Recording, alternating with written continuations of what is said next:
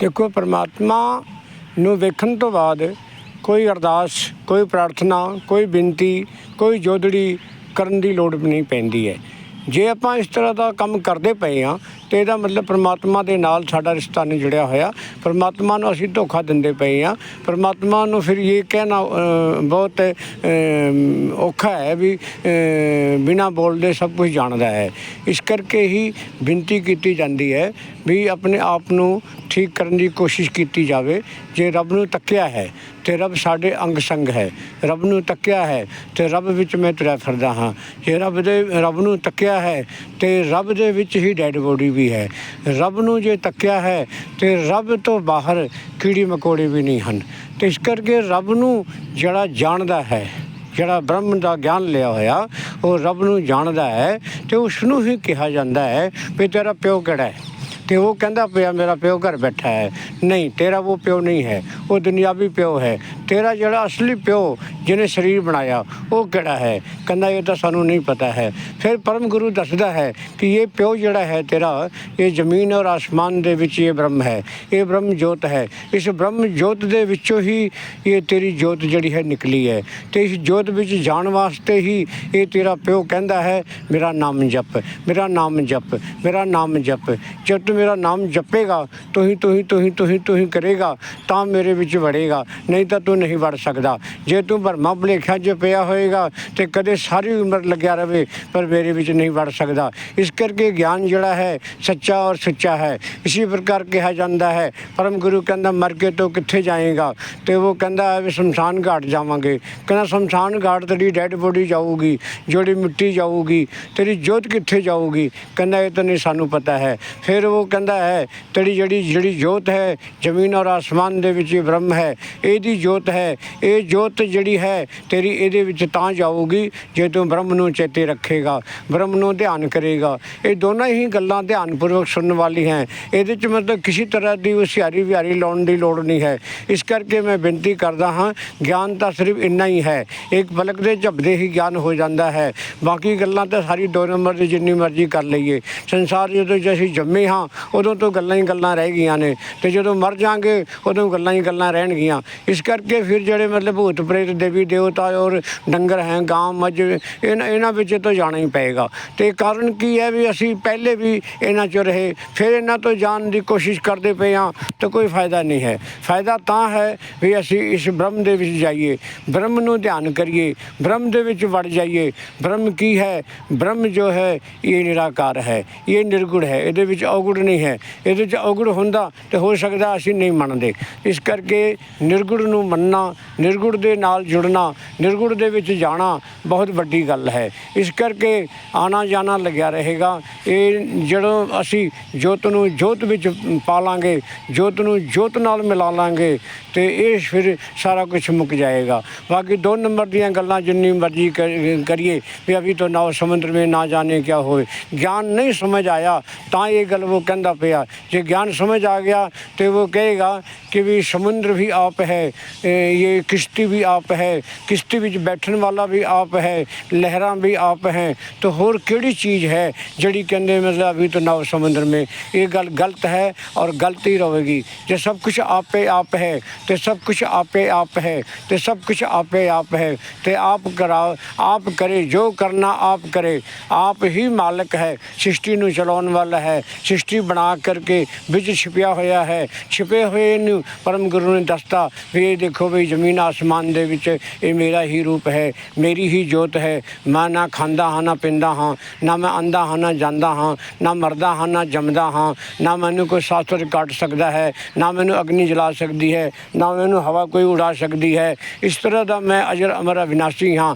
ਮੈਨੂੰ ਜਾਣਨ ਵਾਲਾ ਹਰ ਵੇਲੇ ਮੇਰਾ ਧਿਆਨ ਕਰਦਾ ਹੈ, ਮੈਨੂੰ ਚੇਤੇ ਰੱਖਦਾ ਹੈ। ਜਿਸ ਵੇਲੇ ਵੀ ਮਤਲਬ ਮੈਨੂੰ ਵਿਛੜਦਾ ਹੈ ਅਤੇ ਉਹ ਮਹਿਸੂਸ ਕਰੇ ਵੀ ਮੈਂ ਉਸ ਵੇਲੇ ਮਰ ਗਿਆ, ਕਿਉਂਕਿ ਮੇਰੇ श्वास ਜਿਹੜੇ ਆ ਰਹੇ ਹੈ ਜਾ ਰਹੇ ਹੈ ਇਹ श्वासां ਦੇ ਵਿੱਚ ਹੀ ਧਿਆਨ ਕਰਨਾ ਹੁੰਦਾ ਹੈ। ਤਾਂ ਹੀ ਮਤਲਬ ਕਿਹਾ ਵੀ ਹੈ ਕਿ श्वास श्वास ਸਿਮਰੋ ਗੋਬਿੰਦ।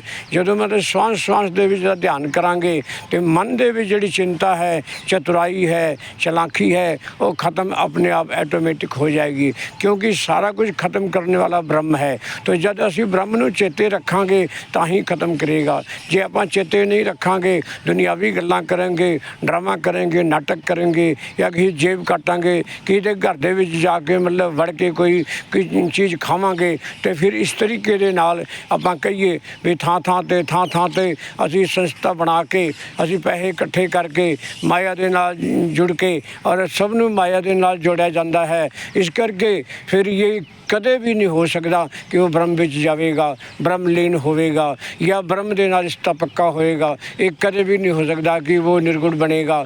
ਕਦੇ ਵੀ ਉਹਦੇ ਵਿੱਚ ਔਗੁਣ ਨਹੀਂ ਮੁੱਕਣਗੇ। ਇਹ ਔਗੁਣਾਂ ਦੇ ਨਾਲ ਭਰਿਆ ਹੋਇਆ, ਪਹਿਲੇ ਵੀ ਗੰਦ ਨਾਲ ਭਰਿਆ ਹੋਇਆ 9 ਗਲੀਆਂ ਨੇ, ਕਹਿੰਦੇ 9 ਗਲੀਆਂ ਗੰਦ ਨਾਲ ਭਰੀਆਂ ਹੈ। ਫਿਰ ਆਪਣੇ ਆਪ ਨੂੰ ਦਰਵੇਸ਼ ਕਹਿੰਦਾ ਹੈ। ਕਦੇ ਦਰਵੇਸ਼ ਨਹੀਂ ਹੋ ਸਕਦਾ ਕਿ ਮੈਂ ਭਗਵਾਨ ਬਣਿਆ ਹੋਇਆ, ਜੋ ਮੈਂ ਕਹਿ ਦੇਂਗਾ ਉਹੀ ਹੋਏਗਾ, ਜਿਹੜਾ ਮੈਂ ਕਹਿੰਦਾ ਇਹ ਹੋ ਜਾਂਦਾ ਹੈ। ਇਹ ਉਹਨੂੰ ਹੰਕਾਰ ਆਇਆ ਹੋਇਆ ਹੈ। ਜਿੱਥੇ ਹੰਕਾਰ ਹੈ ਉੱਥੇ ਨਿਰਗੁਣ ਨਹੀਂ ਹੈ, ਜਿੱਥੇ ਹੰਕਾਰ ਹੈ ਉੱਥੇ ਬ੍ਰਹਮ ਨਹੀਂ ਹੈ, ਜਿੱਥੇ ਹੰਕਾਰ ਹੈ ਉੱਥੇ ਨਿਰਾਕਾਰ ਨਹੀਂ ਹੈ। ਇਸ ਕਰਕੇ ਇਹਨਾਂ ਗੱਲਾਂ ਦਾ ਧਿਆਨ ਰੱਖਣਾ ਬਹੁਤ ਜ਼ਰੂਰੀ ਹੈ। ਗਿਆਨ ਜਿਹੜਾ ਮਿਲਿਆ ਹੈ ਉਹ ਧਿਆਨ ਵਾਸਤੇ ਮਿਲਿਆ ਹੈ। ਧਿਆਨ ਨਹੀਂ ਕੀਤਾ तो वो सबसे बड़ा मूर्ख है, सबसे बड़ा बेईमान है, वो शैतान है, आज भी है और कल भी है। मरण तो बाद फिर वो भेत प्रेत दे दुनिया में जावेगा, जा करके फिर साढ़े कोल आवेगा, साढ़े कोल आके फिर ब्रह्म का ज्ञान लवेगा तो तत्काल ही मुक्त हो जाएगा। हुण तक वो अपने आप ਨੂੰ महसूस करे कि जिन्ने लोग चले गए संसार तो वो कोई ब्रह्म विच लीन नहीं होया। ये कहन दीयां गल्लां ने, असीं ब्रह्म का प्रचार नहीं कर सकते। ब्रह्म जिहड़ा है अपने आप जिन्हों जगाए, जिन्हों प्यासे प्याए, ये रस अगम कथा तिन जानी, ये अगम कथा है, ये आप भी पियांदा है, आप भी जनांदा है। कोई ब्रह्म का प्रचार नहीं कर सकता।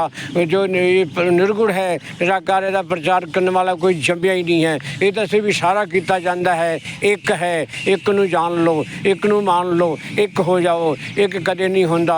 घर दे विच महाभारत होया पिया है, थां थां ते महाभारत होया पिया है। जिन्नी संसार भी नर और नारी ने सब तो हंकार दे नाल लड़ाई ते झगड़े ने, थां थां ते झगड़े ने, चाहे हिंदुस्तान पाकिस्तान हो देशां दे झगड़े ने। ये झगड़े ही सारे पासे चलते पे ने। किते भी कोई धार्मिक अपने आप नूं नहीं बन सकता, कोई भी महात्मा नहीं बन सकता, कोई भी संत नहीं बन सकता। ये तो फॉर्मेलिटी है, लुटन वास्ते असीं कह दिंदे हैं महापुरुषो महापुरुषो।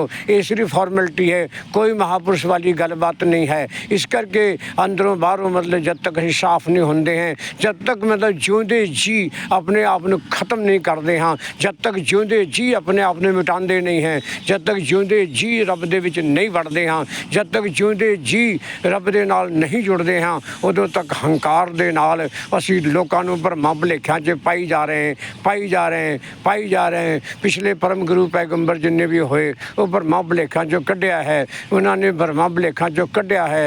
और आज भी साढ़े बलो ये बिनती की जाती है, तजो सब भरम भजो पार ब्रह्म कहो नानक अटल ये धर्म। और श्री गुरु नानक साहब सच्चे बादशाह ने अगर ये भरमा जो कढ़न की कोशिश की तो आज भी भरमा भी जो ज़्यादा असीं जानते पे हाँ, तो गुरु नानक साहब की गल नूं मनन नूं तैयार नहीं हाँ। ये सिर्फ उन्होंने गल्लां दा जो है ये प्रचार करते पे हाँ, वो प्रचार दे नाल कभी भी बेड़ा पार नहीं होने लग्या। वो तो मननी पेगी, गल मननी पेगी, गल मननी पेगी कि एक है दो नहीं है, रब एक है दो नहीं है, ब्रह्म एक है दो नहीं है, निर्गुण एक है दो नहीं है। दो दो दो दो दो दो दो दो चार होंदे ने, तो चार कहन वाला कदे भी दुखी नहीं होएगा, वो हमेशा सुखी होएगा। इस करके ये वीडियो बार बार सुनो, बार बार सुनो, 1000 बार सुनो। सुनन तो बाद मैनू कमेंट करो भी मैं की कहना पिया, मैं गलत बोलदा पिया कि सही बोलदा पिया। मैं सही मैंने जो जिंदे जो कुछ बोलदा पिया ਇਹਦਾ ਕੀ मतलब होया, तो ये समझो कि भी अपने आप ਨੂੰ ठीक करो, अपने आप ਨੂੰ सेल्फ रिलाइजेशन करो, अपने आप ਨੂੰ मतलब ਇਹਦੇ ਵਿੱਚ ਵਾੜੋ। किस तरह जुगती दसी हुई है ਇਹਦਾ ध्यान करो, हर वेले ध्यान करो। उठते बैठते खाते पीते चलते फिरते जो इस तरह मतलब कोई भी है ਇਹਦਾ ध्यान करो। ਇਹਦਾ ध्यान ना होने करके असीं परेशान हाँ, तन तो परेशान हाँ, मन तो परेशान है, धन तो परेशान है। ये परेशानी जड़ी है ये मुक जाओगी, मुक जाओगी, मुक जाओगी दरबार।